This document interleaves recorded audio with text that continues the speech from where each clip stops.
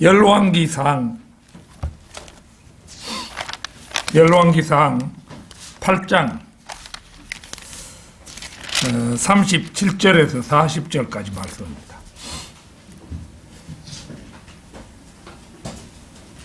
제가 오후에 읽을 성경 말씀을 언뜻 이 차례표를 거기에 눈길이 가서 잘못 말해서 그렇습니다. 자, 열왕기상 8장 37절에서 40절까지 말씀입니다.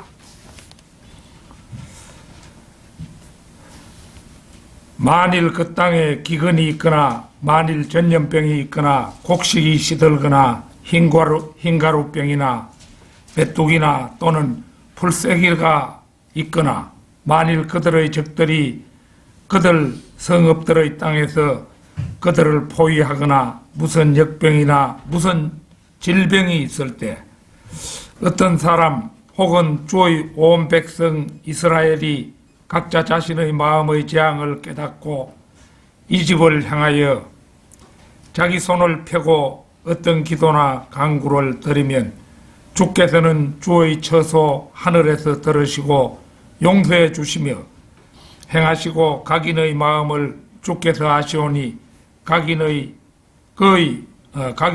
그의 행위대로 갚으소서. 이는 주 곧 주만이 모든 사람의 자손들의 마음을 아심이니이다. 그리하시면 그들이 주께서 우리 조상에게 주신 땅에서 사는 모든 날 동안 주를 두려워하리이다. 자, 오늘 특별히 이 코로나가 맹위를 떨치고 있는 이 시점에 코로나에 대한 설교를 준비했습니다. 코로나 팬데믹은 하나님의 경고이다. 이런 제목으로 말씀을 드리겠습니다. BC 959년 솔로몬 왕이 성전을 건축하고 하나님의 언약궤가 다윗 성으로부터 옮겨져 성전의 지성소에 안치된 후 온 백성 앞에서 설교하게 되는데 그것이 오늘 열왕기상 8장 12절에서 21절에 걸쳐 나오는 봉헌사입니다. 그리고 솔로몬 왕은 22절에서 53절까지 긴 봉헌 기도를 드립니다. 오늘 본문 말씀은 바로 그 봉헌 기도 가운데 일부에 해당합니다. 자, 오늘 본문 말씀 37절에 보면요. 만일 그 땅에 기근이 있거나 만일 전염병이 있거나 곡식이 시들거나 흰 가루병이나 메뚜기나 또는 풀새기가 있거나 만일 그들의 적들이 그들 성읍들의 땅에서 그들을 포위하거나 무슨 역병이나 무슨 질병이 있을 때 이 말씀에 따르면 기근, 전염병, 흰가루병, 메뚜기나 풀새기 등과 적들이 성읍을 포위하는 것, 역병, 질병 등이 모두 하나님께로부터 오는 재앙인 것을 알 수가 있습니다. 그러니까 코로나도 하나님께로부터 온 재앙인 거죠. 제가 6.25 직후 어린 시절에 자랄 때 비가 오지 않아 흉년이 들면 모내기를 못해서 그 논에 조를 파종하여 노란 조밥을 지어 먹는 사람들이 많았습니다. 우리 집은 그래도 좀 양식이 넉넉한 편이어서 쌀과 조를 반반씩 섞은 그런 밥을 먹었는데 저는 그것도 쌀밥에 비해서 맛이 없어서 할머니 앞에 밥 투정을 했던 기억이 있습니다. 제가 초등학교 다니던 무렵에는 유난히 풀새기가 많아서 산에 소를 먹이러 가서 나지막한 참나무나 떡갈나무를 이제 종아리가 스치면 이 풀세기들이 쏘아대는 경우가 많았습니다. 그러면은 즉시 그 자리가 벌겋게 부어오르고, 그러니까 독침이 그 밖에서 그런 거죠. 사타구니에는 가래토시 서곤 했던 기억이 있습니다. 특히 우리 민족이 겪은 6.25 전쟁은 미정유의 전쟁이었습니다. 물론 유럽에서 1차, 2차 대전 또 태평양 전쟁 이런 게 있었습니다만은 우리나라 강토에서 6.25 전쟁 같은 큰 전쟁이 일찍이 없었죠. 저는 1948년이 태어난 해이고 1950년 무렵에는 만 2살 정도밖에 안 되어 이렇다 할 전쟁에 대한 기억이 없습니다. 다만 어슴푸레한 기억에 우리 마을 앞에 동매라는 산이, 나지막한 산이 있는데 거기에 물이 흘러가는 쪽으로 이 흙이 쉽게 내려가 깊이 패인 그런 작은 골짜기가 있어요. 그 골짜기 밑에 우리 할아버지가 굴을 이제 파놨는데 폭격이 있거나 하면 그리 피한다 이거죠. 그래서 이제 우리 할머니가 나를 자주 거기에 데리고 갔던가 봐요. 내 기억에도 어슴푸레 그 굴에 할머니하고 있던 그 기억이 그게 한 2살 무렵이나 그 무렵이었는데 그 어슴푸레 기억에 남아 있습니다.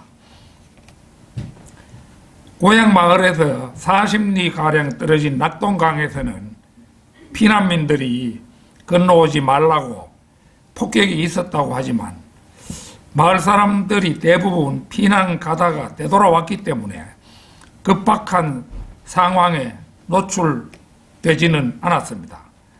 다만 일제강점기부터 질병 가운데 폐결핵과 장티푸스가 대유행을 했습니다.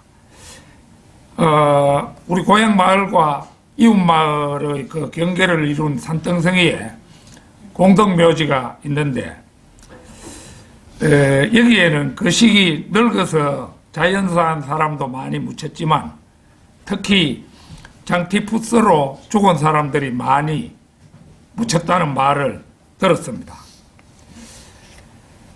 폐결핵은 일제강점기와 1950년대에 대유행을 했는데 우리가 잘 아는 시인이자 소설가였던 이상, 소설가 김유정, 그 다음에 시인 박용철 이런 사람들이 폐결핵으로 요절했고 저희 아버님께서도 바로 이 폐결핵으로 제가 태어난 지 석 달 만에 27이라는 나이로 돌아가셨던 그런 아픔이 있습니다. 그런데 오늘 본문 말씀을 보면 기근, 전염병, 곡식이 시드는 것, 흰가루병과 풀세기, 전쟁과 역병과 질병이 모두 하나님께로부터 온 재앙이었음을 알게 됩니다. 그리고 이러한 재앙이 닥쳤을 경우 하나님께서는 하늘에서 들으시고 용서해 주시며 각인에게 그의 행위대로 갚아달라고 솔로몬 왕은 간구하고 있음을 봅니다. 그리고 그러한 재앙들은 그들이 주께서 우리 조상에게 주신 땅에서 사는 모든 날 동안 주를 두려워하리이다 라는 말씀으로 미루어 볼 때 인간에게 재앙을 주시는 하나님의 목적이 주를 두려워하게 하시려는데 있음을 알게 됩니다. 1919년 말 중국 우한에서 발생해서 벌써 2년이 흐르도록 세계를 강타하며 그 기세가 수그러들지 않고 있는 코로나 바이러스 팬데믹, 요즘은 더욱 그 기세가 심상치 않지요.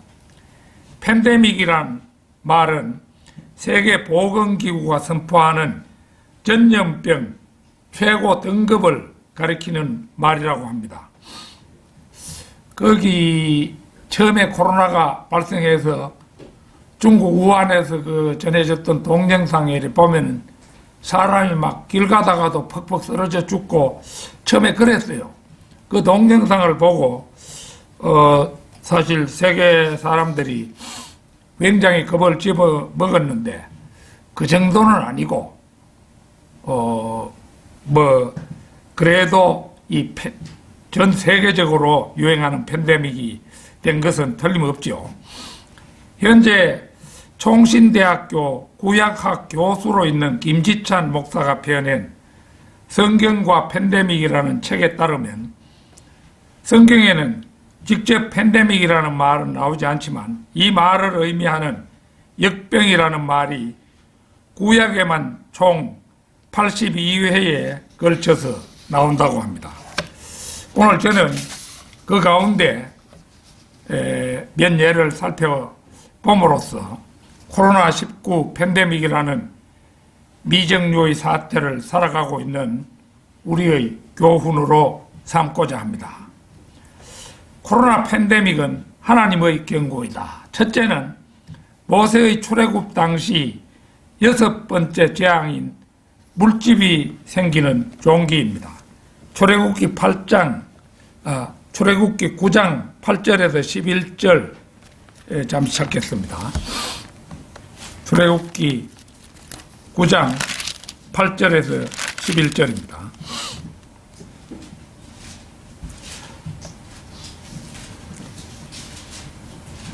주께서 모세와 아론에게 말씀하시기를 너희는 가마의 제 두움컴을 쥐고 모세는 파라오 앞에서 하늘을 향하여 그것을 뿌리라. 그것이 이집트의 온 땅에 작은 티끌이 되어서 이집트 온 땅에 걸쳐 사람과 짐승 위에 물집이 생기는 종기가 되리라 하시더라. 그들이 가마의 재를 가지고 파라오 앞에 서고 모세가 하늘을 향하여 뿌리니 그것이 사람과 짐승 위에 물집이 생기는 종기가 되더라. 마법사들도 종기 때문에 모세 앞에 설 수 없었으니 이는 종기가 마법사들과 모든 이집트인들 위에 임하였음이더라. 이 재앙은 바로 앞 9장 1절에서 7절에 걸쳐 나오는 짐승들이 죽는 전염병과는 달리 그 대상이 사람이라는 점에서 차이를 보여주고 있습니다. 이러한 병은 신명기 28장 27절에도 보입니다. 찾아보겠습니다. 신명기 28장 27절입니다.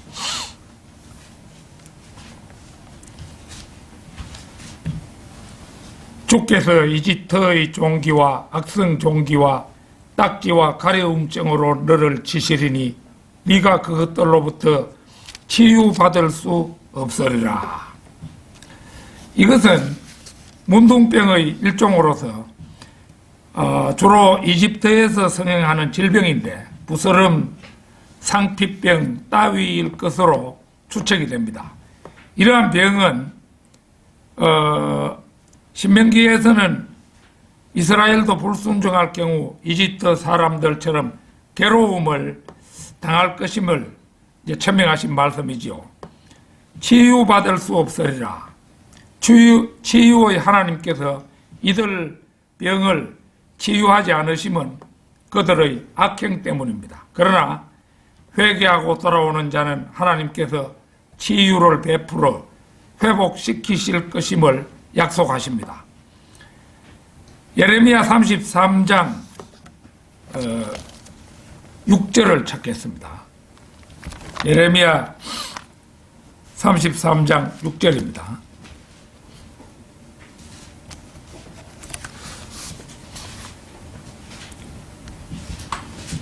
보라, 내가 이 성읍에 건강과 치유를 가져오고 또 내가 그들을 치유하여 그들에게 화평과 진리의 풍성함을 나타내리라. 물론 이 말씀은 치유의 하나님 이외에는 다른 치료자가 없음을 나타내시는 말씀입니다. 상한 몸을 싸매시고 고치실 분은 오직 전능하신 하나님 외에는 다시 없음을 말씀하고 하신 것입니다. 욥기에서도 이 비슷한 피부병이 욥에게 임함을 볼 수 있습니다. 욥기 2장 4절에서 8절 한번 보겠습니다. 욥기 2장 4절에서 8절입니다.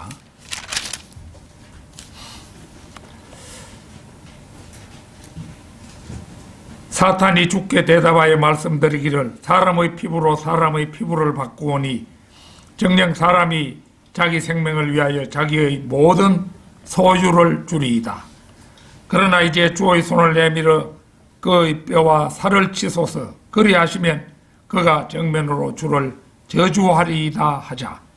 주께서 사탄에게 말씀하시기를 보라 그가 네 손에 있느니라. 다만 그의 생명은 남겨둘지니라 하시더라. 그러므로 사탄이 주의 면전에서 떠나가 발바닥에서 머리끝까지 심한 종기로 욥을 치니 욥이 질그릇 조각을 가져다가 그것으로 자기 몸을 끓고 제 가운데 앉아 있더라.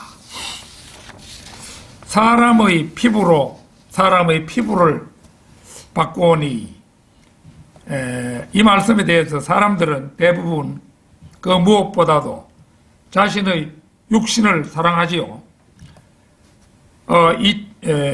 유대인을 가장 많이 죽였던 그 아우슈비츠 죽음의 방에서 청년들은 그의 어미와 아버지의 몸을 짓밟고 공기를 얻고자 했으며 아버지와 어머니도 같은 이유로 어린 아이들을 짓밟고 공기를 얻고자 했습니다. 말하자면 이제 그 실내에 전부 들어가라 이래가지고 거기 독가스를 주입시키니까 우선 자기가 호흡을 못하니까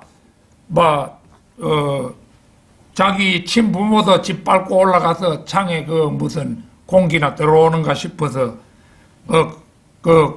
자기 코를 그리 그쪽으로 내밀고자 했고 또 아버지와 어머니들도 같은 이유로 자기의 어린 것들을 짓밟고 막 올라가서 공기를 얻고자 했다는 겁니다.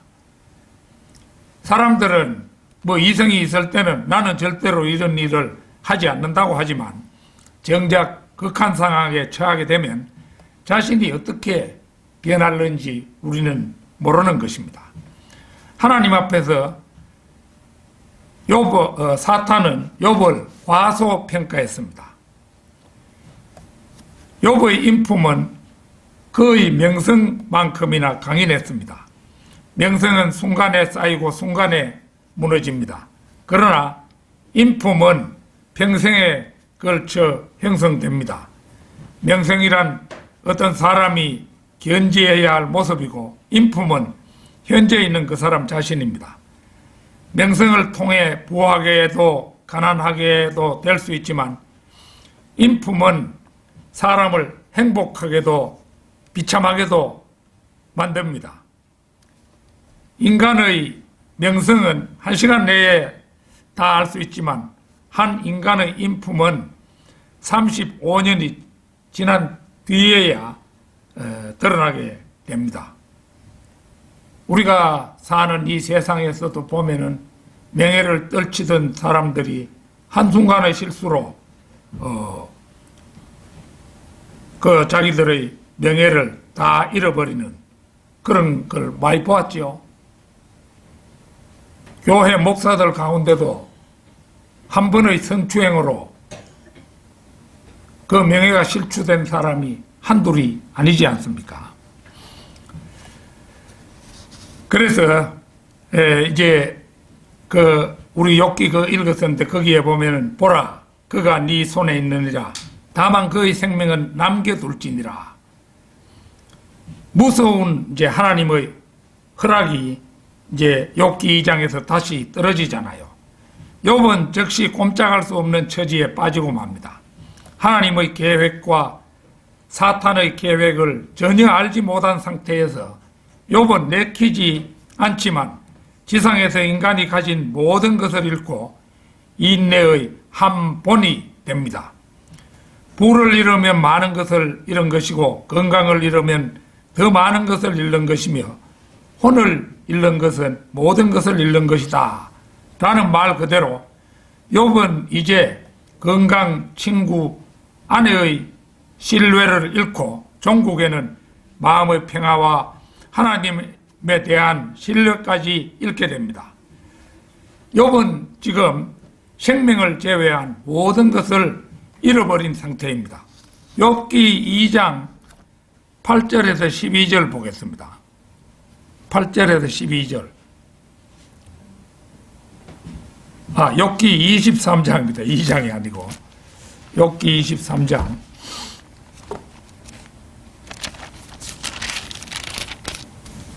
이거 잘못 찾았는 모양인데요.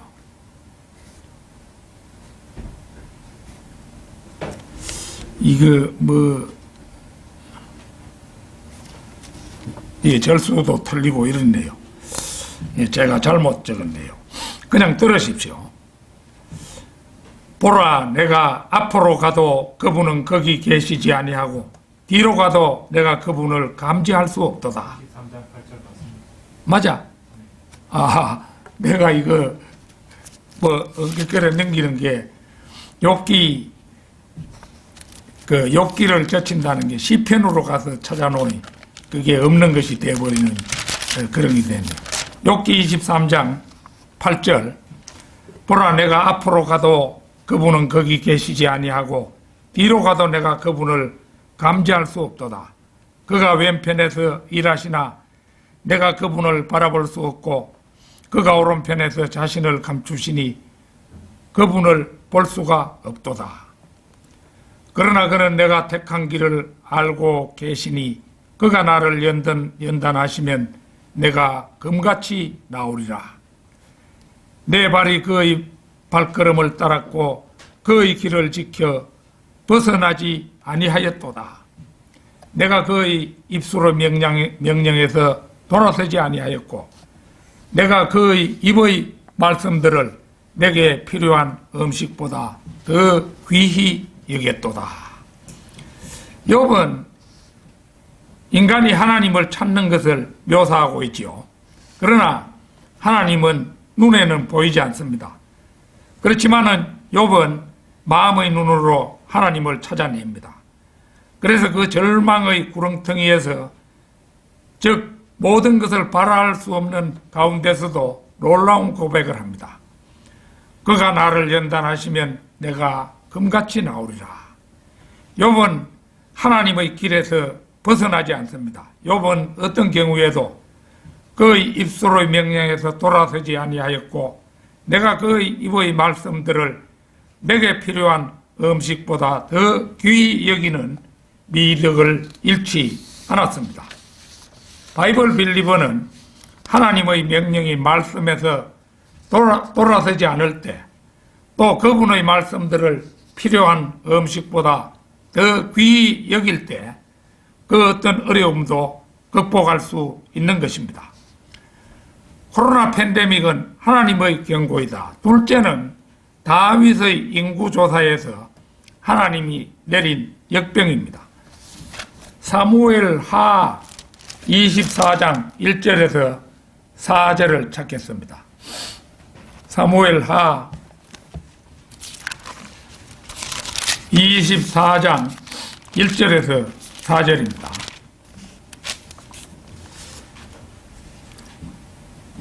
이스라엘에 대한 주의 분노가 다시 발하였으니 주께서 그들을 치시려고 다윗을 움직이시어 그들을 향하여 말하게 하시기를 가서 이스라엘과 유다를 계수하라고 말하게 하신지라. 이에 왕이 그와 함께한 군대대장 요압에게 말하기를 너희는 이제 가서 단에서부터 브엘세바에 이르기까지 이스라엘 모든 지파를 통과하며 백성을 계수하여 나로 백성의 수를 알게 하라 하니 요압이 왕에게 말하기를 이 백성이 얼마가 되든지 주 왕의 하나님께서 100배나 그들을 더하시기를 원하며 또 내 주 왕의 눈이 그것을 보시기를 원하나이다. 그런데 어찌하여 내 주 왕께서는 이 일을 기뻐하시나이까 하나 왕의 말이 요압과 군대 대장들보다 우세한지라. 요압과 군대 대장들이 이스라엘 백성을 계수하려고 왕의 면전에서 나가니라.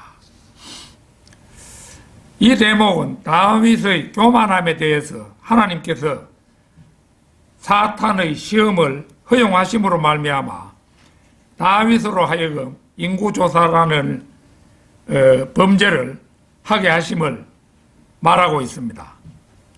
그러니까 다윗을 움직이시어 그들을 향하여 말하게 하시기를 가서 이스라엘과 유다를 계수하라고 말하게 하신지라.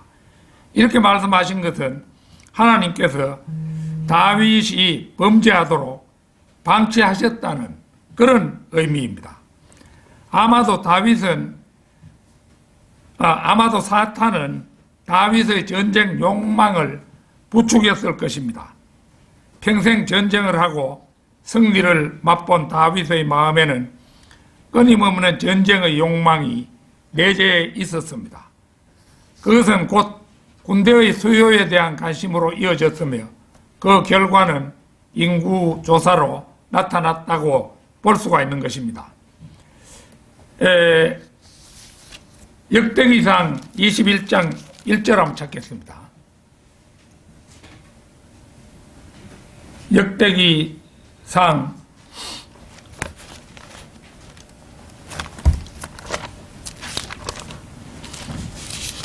21장 1절.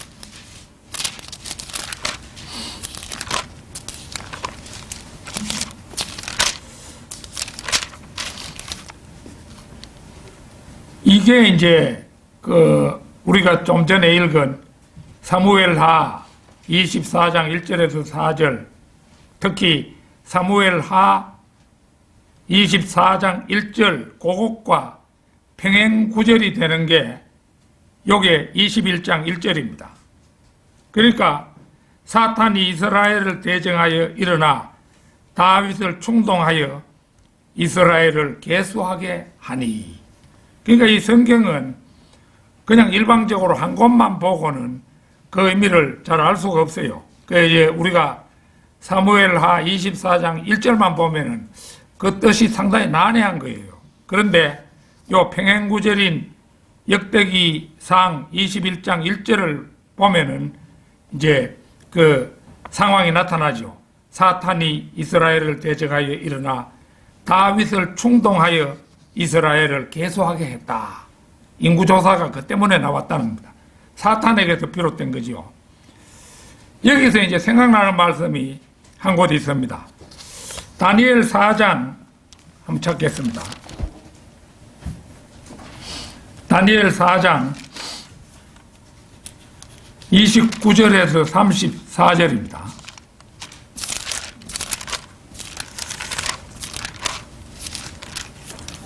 (29절에서) 34절.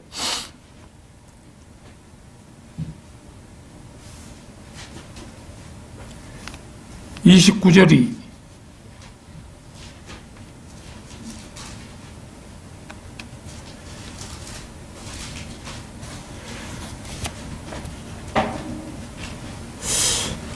이거는 분명히 좀 내가 구절을 잘못 적은 것 같은데요.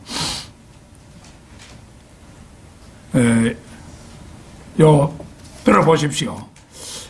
12달의 마지막에 그가 바빌론 왕국의 궁을 거닐다가 왕이 일러 말하기를 이것이 내가 내 권세의 입으로 내 위엄의 영예를 위하여 왕국의 집을 건설한 위대한 바빌론이 아니냐 하였더니 그 말이 왕의 입에 아직 있는데 하늘에서 한 음성이 내려 그들이 너를 사람들로부터 쫓아내리니 너의 거처가 들의 짐승들과 함께 있게 되리라.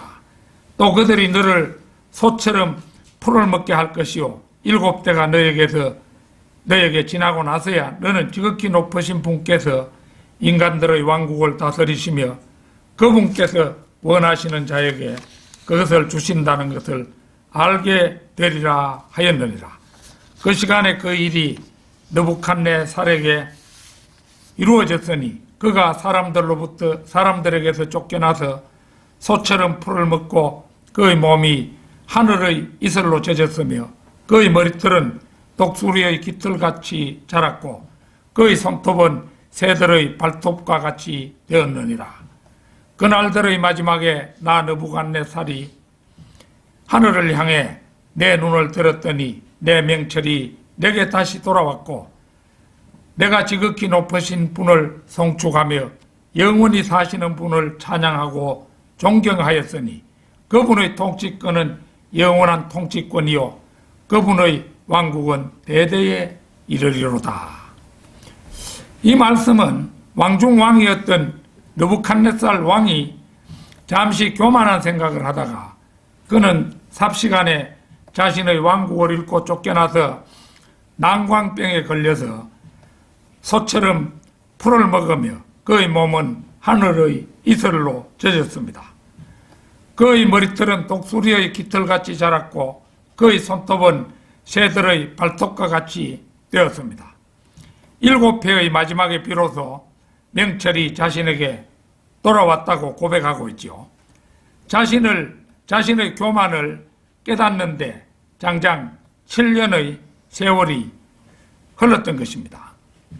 자, 사무엘 하 24장 다시 찾겠습니다. 사무엘 하 24장 10절에서 15절입니다. 10절에서 15절. 백성의 수를 센 후 다윗이 마음의 가책을 받은지라 그가 주께 말하기를 내가 이 일을 행함으로 크게 죄를 지었나이다. 오 주여 이제 내가 간구하오니 주의 종의 죄악을 제하여 주소서. 내가 매우 어리석게 행하였나이다 하니라. 다윗이 아침에 일어나니 주의 말씀이 다윗의 선견자인 선지자 갓에게 임하여 말씀하시기를 가서 다윗에게 말하기를 주가 이같이 말하노라. 내가 네게 세 가지 일을 제시하노니 너는 그중 하나를 택하라. 내가 그것을 네게 행하리라 하라 하시니라. 갓이 다윗에게 와서 그에게 고하여 말하기를 왕께 곧 왕의 나라에 7년간 기근이 오게 하리이까 아니면 왕의 원수가 왕을 추격하는 동안 그들 앞에서 3개월간 도망하시겠나이까 아니면 왕의 나라에 3일 동안 전염병이 있게 하리이까. 이제 나를 보내신 분께 내가 무엇으로 답변해야 할지 생각해 보소서 하니 다윗이 갓에게 말하기를 내가 큰 공경에 처하였도다. 주의 자비는 크시니 우리로 이제 주의 손에 떨어지게 하고 나로 사람의 손에 떨어지지 않게 하라 하더라. 그리하여 주께서 아침부터 정해진 때까지 이스라엘에 전염병을 보내시니 다안에서부터, 다안은 이제 우리가 지도를 보면은 최고 북쪽 지방이죠. 다안에서부터 이제 브엘세바, 여기는 남쪽이죠. 예, 이르기까지 백성들 7만 명이 죽으니라.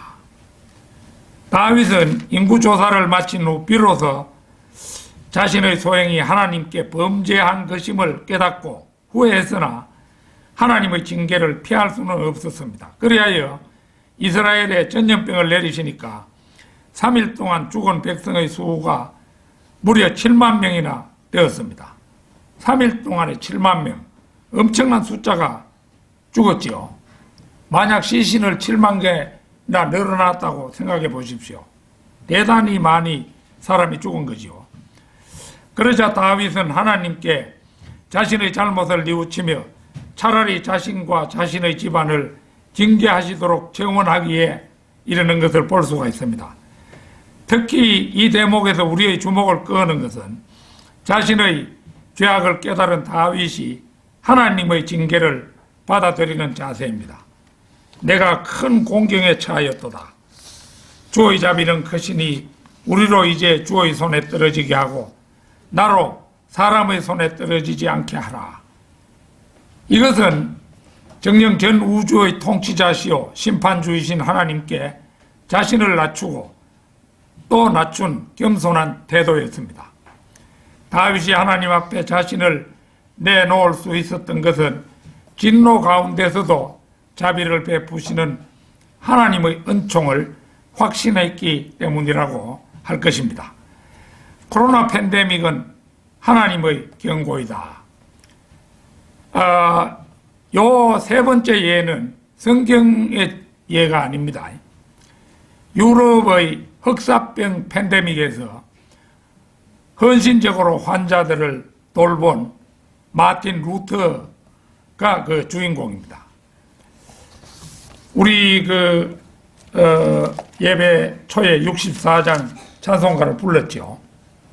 자, 시편 46편 찾겠습니다. 시편 46편 1절에서 5절까지 말씀입니다.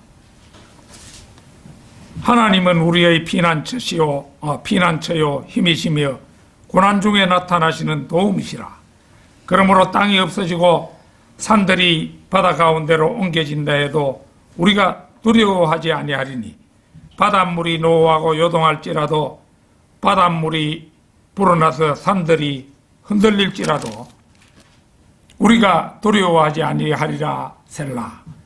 강이 있으니 그 시내들이 하나님의 도성 곧 지극히 높으신 분의 성막들의 성소를 기쁘게 할 것이라. 하나님께서 그 가운데 계시니 그 도성이 흔들리지 아니하리라. 하나님께서 그 도성을 이른 아침에 도우시리로다. 아까 이제 우리가 64장 찬송가를 불렀는데 그 찬송가 그 밑에 관련 성경 구절 한번 보십시오. 관련 성경 구절을 보면은 시편 46편 바로 1절이에요. 그게 성경 64장 찬송가의 관련 구절입니다. 근데 하나님은 전투에서 우리의 방어벽인 피난처와 우리의 공격군인 힘이 되어 주십니다.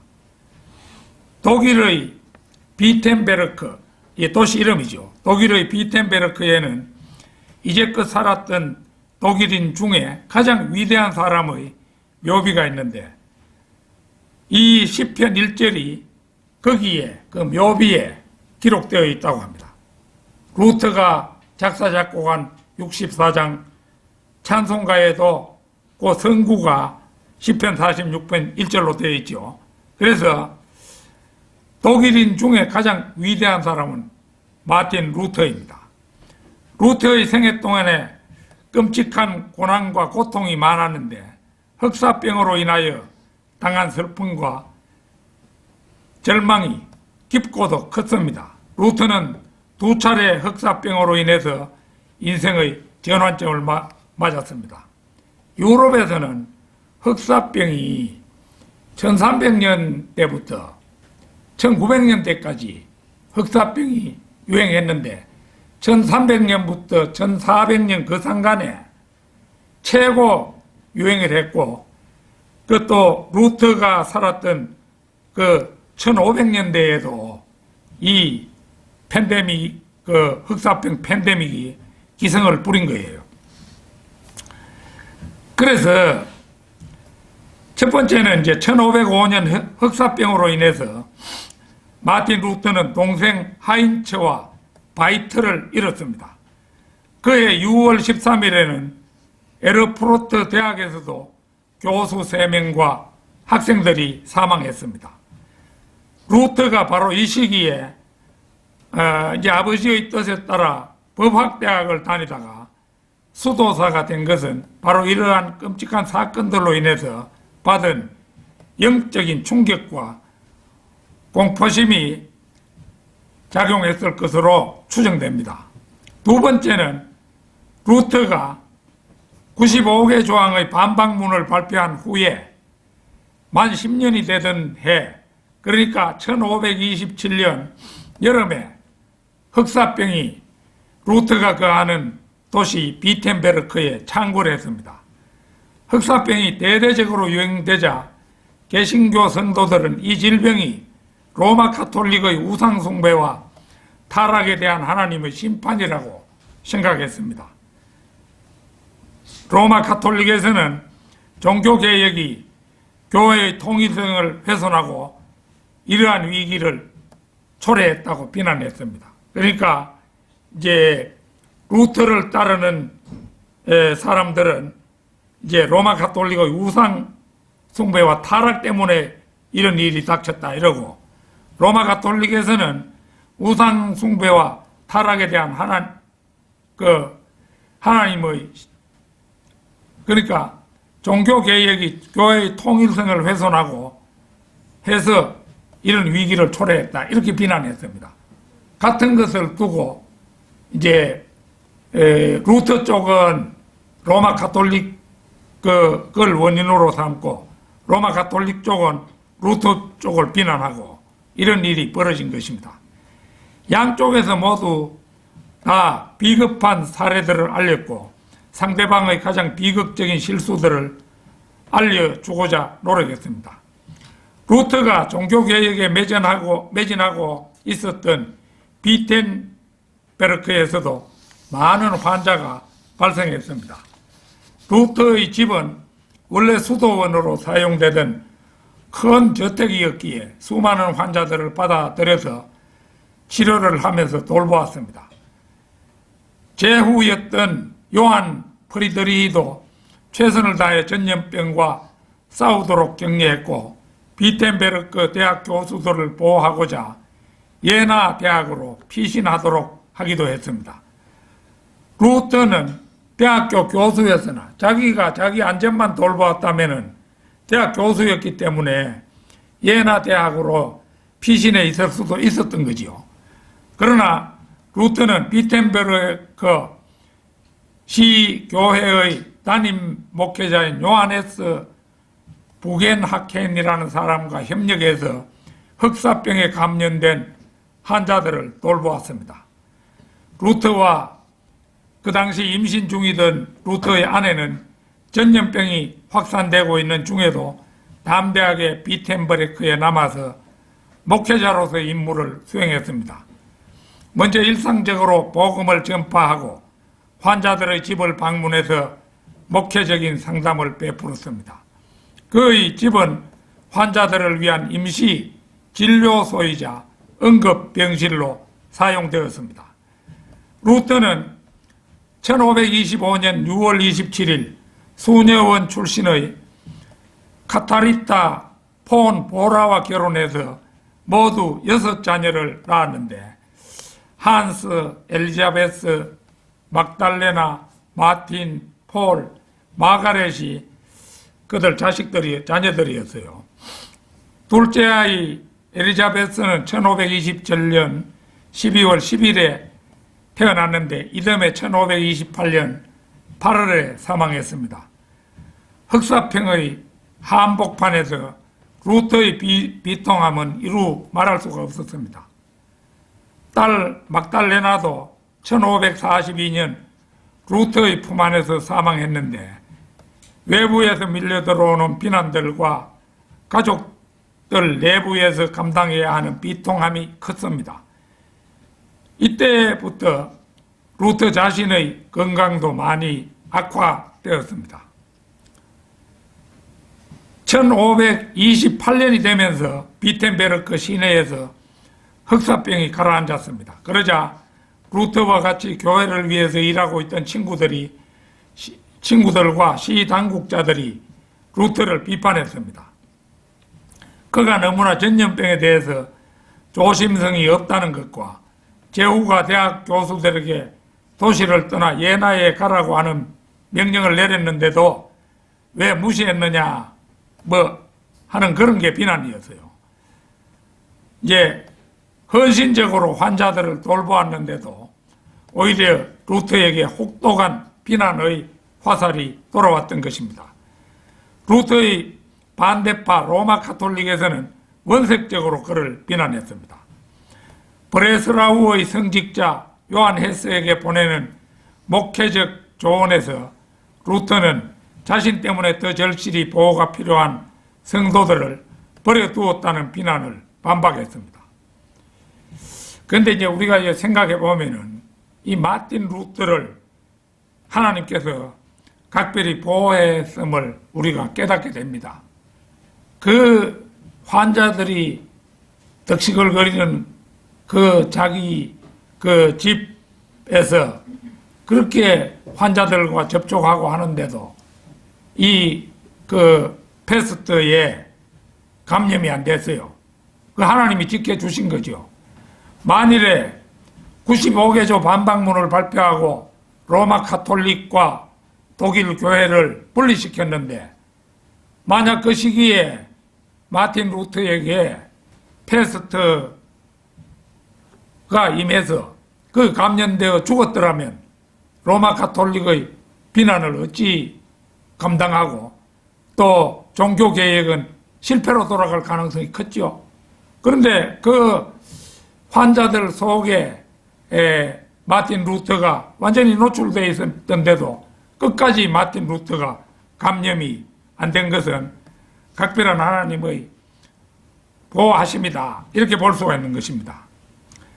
루터는 비텐베르크 시의 모든 공직자들, 의사들, 목회자들은 그 지역에서 봉사할 의무가 있다고 지적했고 화재, 살인, 폭동 그리고 모든 상상할 수 있는 재해 등 위험에 노출된 전체 공동체를 공적인 정부나 공직자들이 없이 그냥 내버려두고 떠나는 것은 중대한 범죄라고 역설했습니다. 기독교인들은 하나님에 의해서 부르심을 받은 사람들이기에 자신의 소명에 따라서 오직 예수 그리스도만을 위해서 신실하게 살아가는 모델이 되어야 한다는 것이 루터의 소신이었습니다.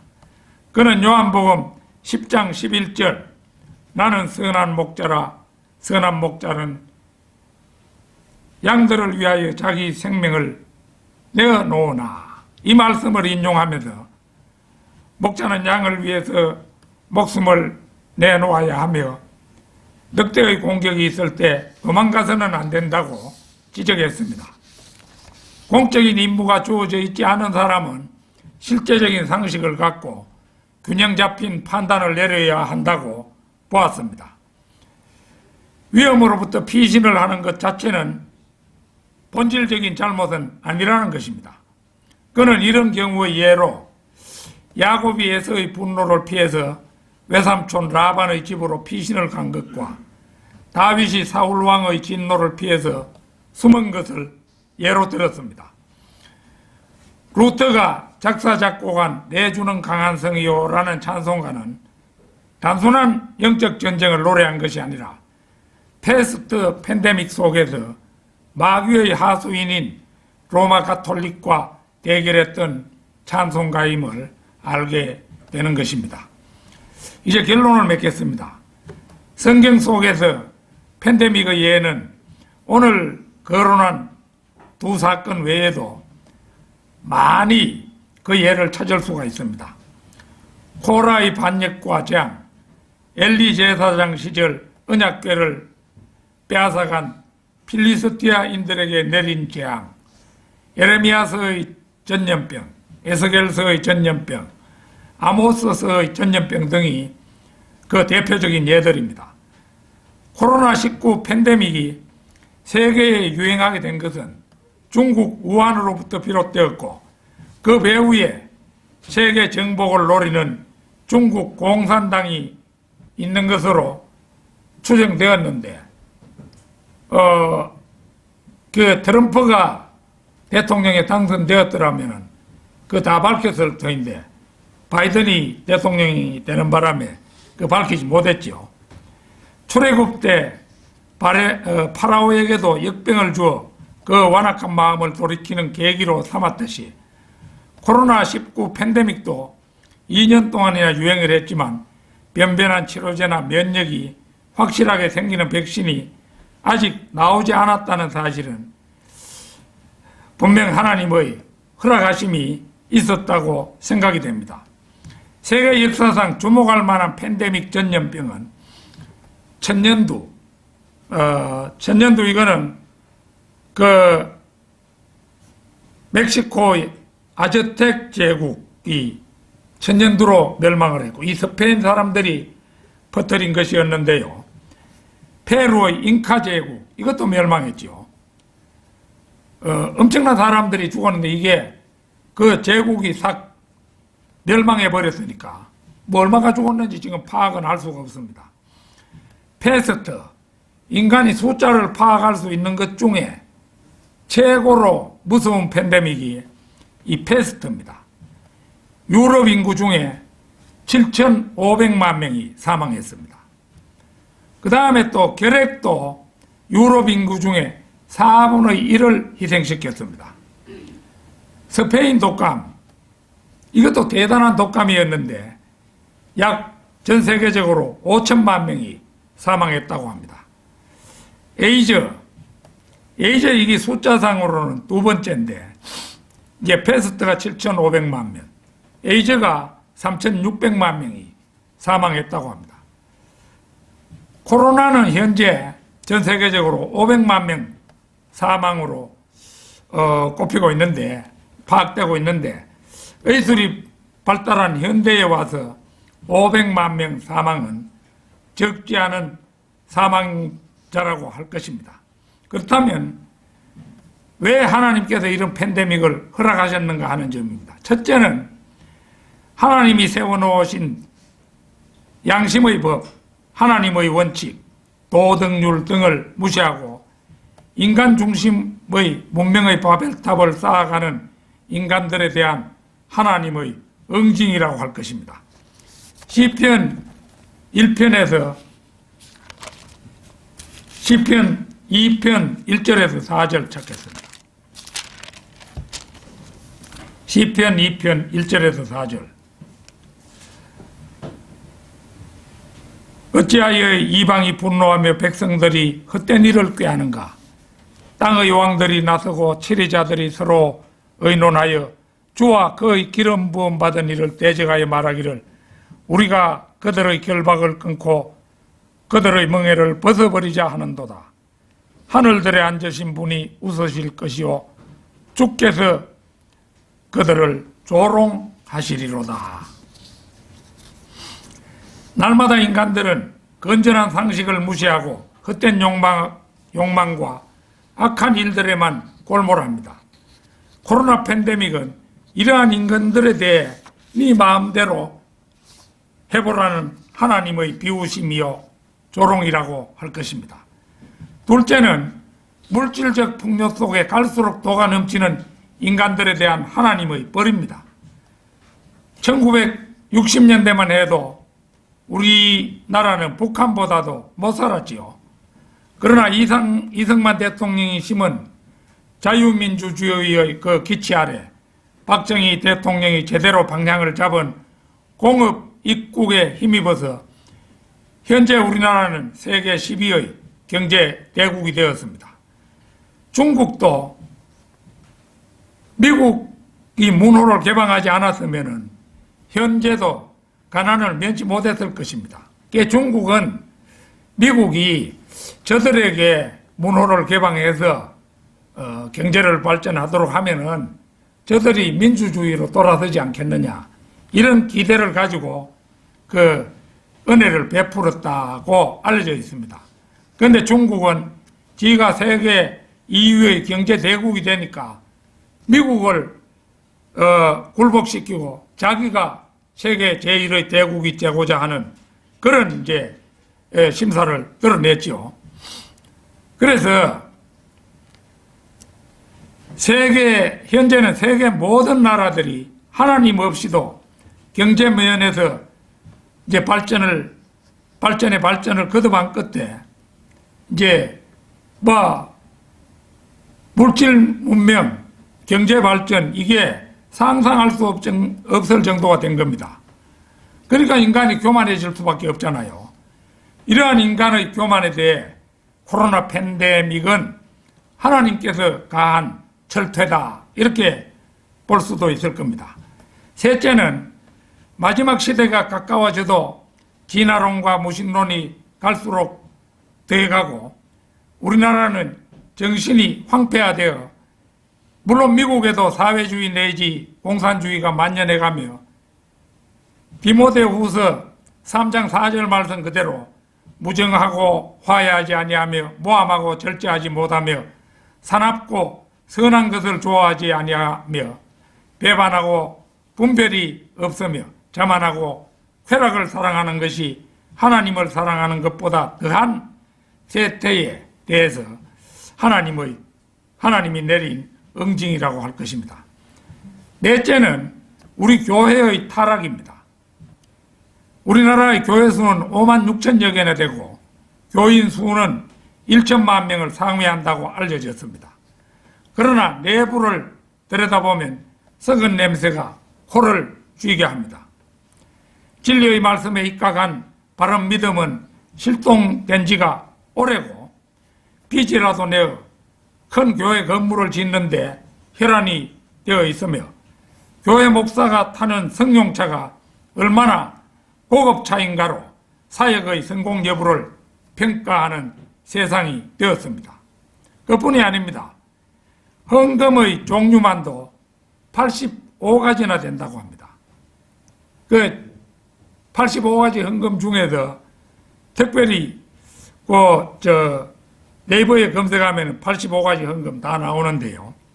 그 중에 몇 개만 골라서 제가 여기에 기록했습니다. 헌금 이름이에요. 평안헌금, 환란 중 감사헌금, 강단 꽃 헌금, 목사 차량 헌금, 목사 차 산다고 헌금하라 했는 모양이죠. 안전한 여행 헌금, 출장 보호 헌금, 주님 동행 헌금, 일천 번제 헌금, 하나님의 도우심 헌금, 간정 감사 헌금, 새 성전터 구입 헌금, 쪽방 헌금 등등 이름도 기상천외한 헌금이 85가지나 된다고 하니까 이래서야 과연 하나님의 축복을 받겠습니까? 급기야 코로나19 팬데믹이 되자 건축은 빚내서 해놓고 뒷감당을 못해서 현재 경매로 나온 교회 건물이 한둘이 아니라는 것입니다. 신약교회는 사도 바울 이상의 일을 하려 해서는 안 됩니다. 고린도전서 11장 1절 찾겠습니다. 고린도전서 11장 1절입니다. 내가 그리스도를 따르는 것처럼 너희는 나를 따르는 자가 되라. 이 말씀 그대로 우리는 사도 바울을 따르는 자가 돼야 되지, 자기 독창적으로 무슨 교회를 크게 짓고 이런 데 집중하고 하는 것은 엉터리라는 거죠. 우리 경주성경침례교회 성도들은 하나님의 일에 더도 말고 덜도 말고 딱 사도 바울이 행했던 그런 일들만 행할 수 있기를 진심으로 바랍니다. 다 같이 기도드리겠습니다.